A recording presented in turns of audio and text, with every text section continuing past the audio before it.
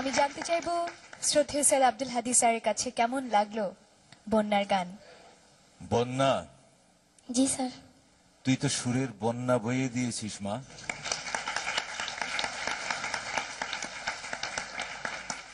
আমাদেরকে তো তুই মুগ্ধ করে দিলি আজকে। Thank you sir. দুইটি কারণে গেয়েছিস, তো অসাধারণ গেয়েছিস। এই বয়সে তুই এভাবে এমন চমৎকার করে, এমন সুরে, এমন তালে, এমন লয়কারি করে কি করে গাইলি, সত্যি আমরা অভিভূত হয়েছি তোর গান শুনে আজকে। এবং আরেকটি কারণ, তোর বয়স আমরা যতদিন থেকে দেখছি হয়তো 1 মাস কি 2 মাস বেড়েছে, কিন্তু তোর কণ্ঠের বয়স কিন্তু, তোর গানের বয়স কিন্তু 10 বৎসর বেড়ে গেছে। Thank you sir. শ্রদ্ধেয় সাবিনা ইয়াসমিন। বসই গো আমার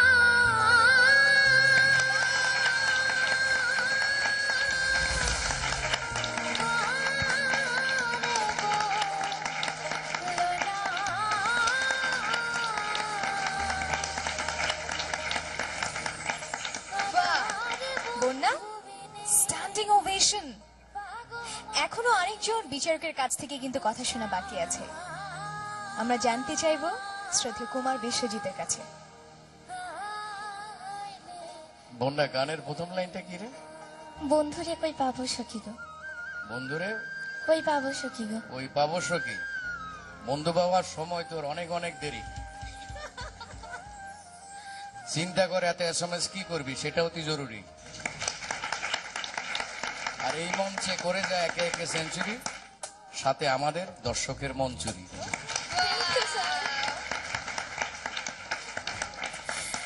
দর্শকের মন চুরি করতে SMS চাইতে হবে, তবে তার আগে তোমার মা এসেছেন, ভাই এসেছেন, তাদের সাথে চলো একটু কথা বলে আসি।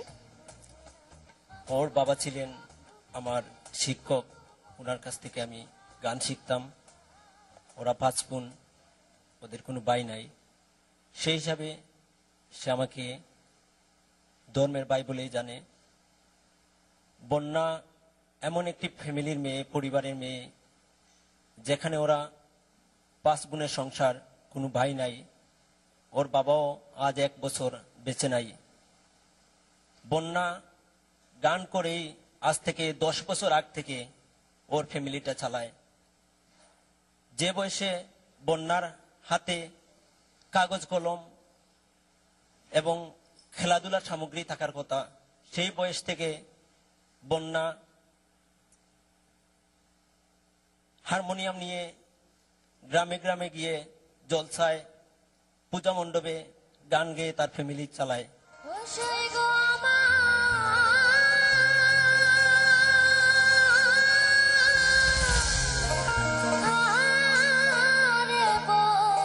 আমাকে SMS করতে হলে আপনার মোবাইল মেসেজ অপশনে গিয়ে SK স্পেস দিয়ে BONNA লিখে পাঠিয়ে দিন 6161 নম্বরে।